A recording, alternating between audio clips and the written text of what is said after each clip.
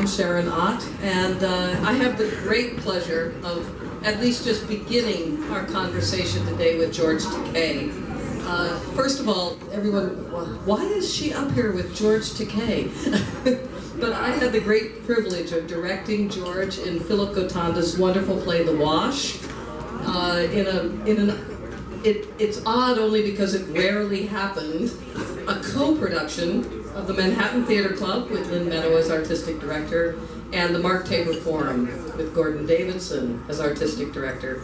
And both George and I, even though we're here to talk about George, we both thought in the spirit of remembrances, it might be a wonderful thing for us to raise a toast to our colleague and friend and wonderful leader of the American theater, Gordon Davidson, who we lost this year.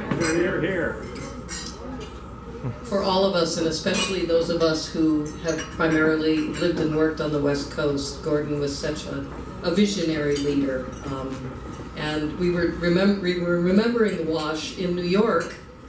Gordon was there all the time. He was there in LA, and he was also there in New York every single moment of the production. We kept wondering, where was Lynn Meadow? But Gordon was there. I remember I was a UCLA theater student, and the Center Theater Group, which is the theater company at the Music Center in Los Angeles, was founded at UCLA by the great John Houseman, and Gordon Davidson was his assistant. So he was with the Center Theater Group from its very founding at UCLA. And when the Music Center was built, it was moved from UCLA to downtown Los Angeles. And he took over the artistic directorhood of the Center Theater Group. And his impact on Los Angeles theater was profound. At the Music Center, we had two theaters, the large theater, the Amundsen Theater, and the mid-sized theater, the Mark Tabor Forum. But during his tenure, he found an old abandoned movie theater in Culver City, and that was transformed into the Kirk Douglas Theater, where more adventurous productions are done. And that was because of the generosity of Mr. Kirk Douglas and his wife, Anne. And Kirk Douglas, in his 90s, did a one-man show on his own life. And I think it was germinated by Gordon Davidson back in the day. Amazing. So, can you all hear me? Yeah. Okay, I'm gonna dispense with the mic, but not with my glasses, unfortunately. So I'm gonna start out with Allegiance to just talk a little bit more about that project. Even though there's so many things to talk about, George, with your life, you've had so many different acts, as it were, in your life.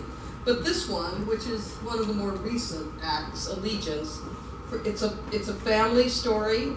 And it tells the story of a family that I assume is somewhat based on your family, whose life is upended by the internment of Japanese Americans during World War II.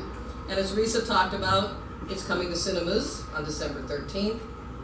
So I want you to talk to us a little bit about that day when your own family was incarcerated. You were 11? No, just a few weeks before the soldiers came to pick us up, I turned 5 years old. 5. And it was a few weeks after my 5th birthday that my parents got me up very early one morning, together with my brother a year younger, and my baby sister, still a baby, not even a year old.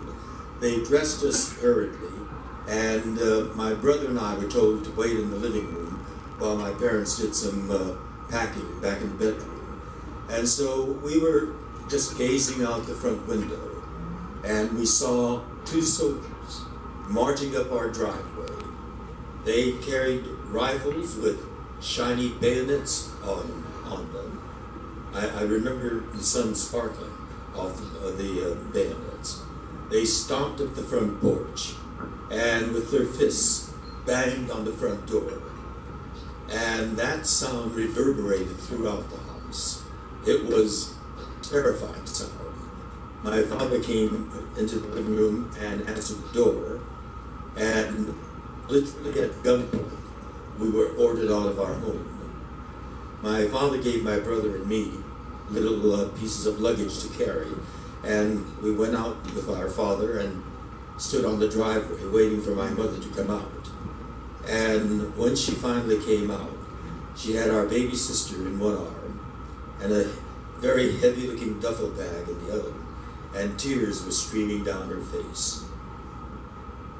That terror of that morning is burned into my brain. I will never forget that morning. And of course, when we first talked as a board, was out in Santa Barbara at our annual meeting when we first talked about having you as the potential person of the year.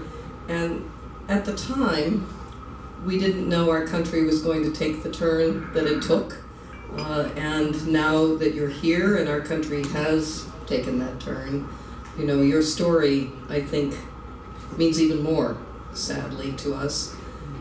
So I wanted you to talk a little bit about how you came to turn this story into a musical, first of all, and then what you think now about it versus when it was here in New York last year, and how you reflect on the changes in the culture and what the story means now as opposed to then.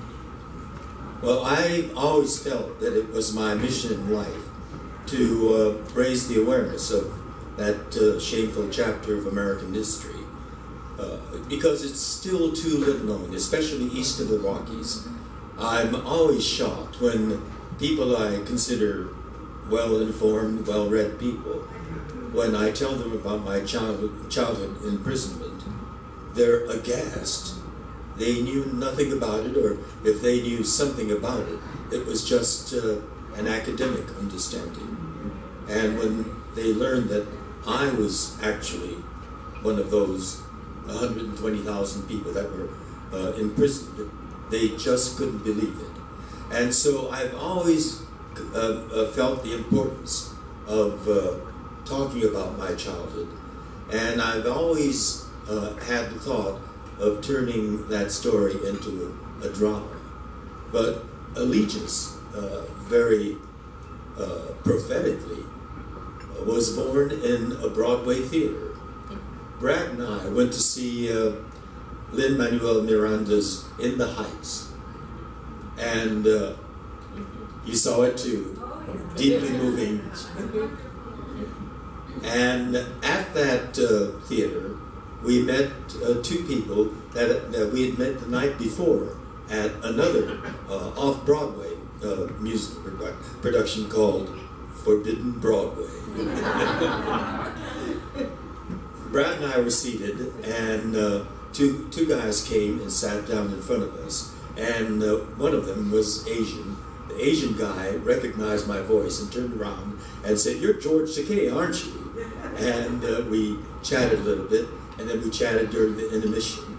And the next night, when we went to see In the Heights, those two same guys, not in front of us, but in the very same row, about 4 seats separated from us. And we recognized them, so we had the aisle seats. We just waved to them, and the play began.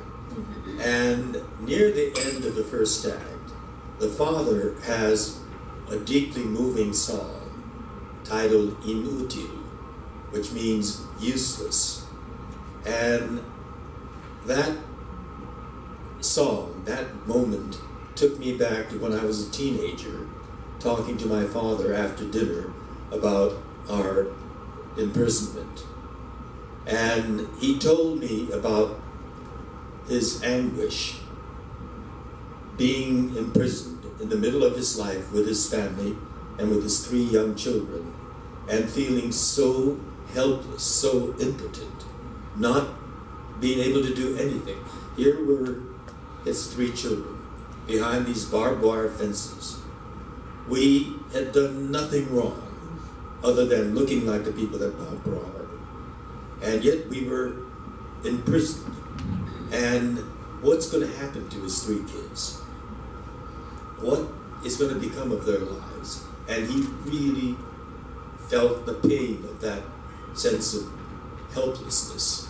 And that song reminded me of that. And I'm what's known as a weeper in the theater. In fact, Brad says I'm a sobber in the theater. And when he feels the emotion welling in me, he starts jabbing me. But when I actually start making sounds, I feel his body moving away from me.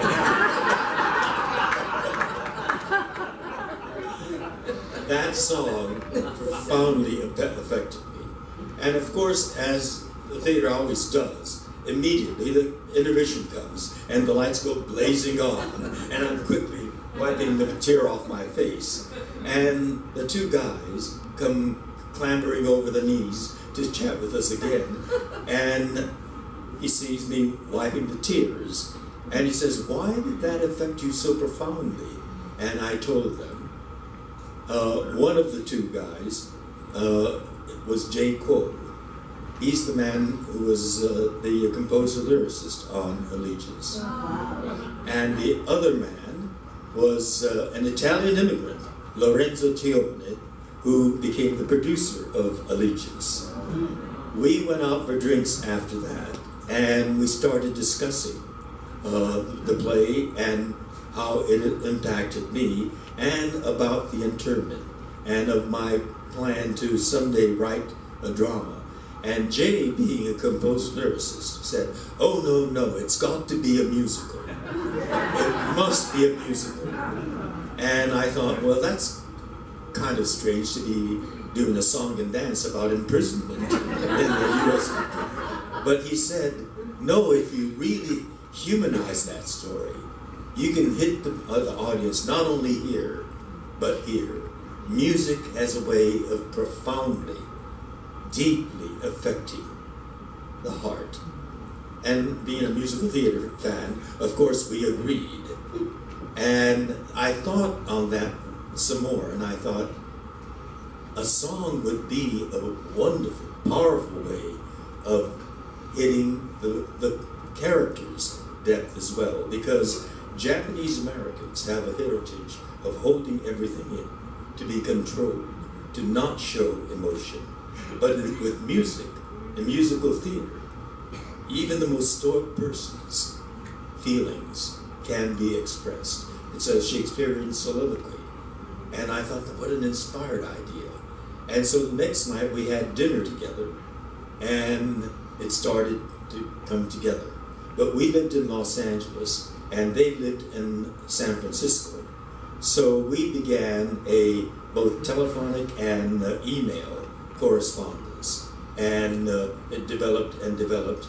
And when we got to the point where we started casting, Jay and Lorenzo came down to Los Angeles because we learned that Lea Salonga was going to be in town. And what a wonderful opportunity to see if she might be interested and to hear her do some of the songs. And we didn't have a rehearsal hall or anything, but we have a grand piano in our living room, so we invited her over to our home. And to hear Lea in our living room singing with her crystalline voice resonating through our home was such a thrill. But then shortly after that, we discovered that she was tweeting, "Oh wow, I'm in Sulu's living room." And so that's how Allegiance started.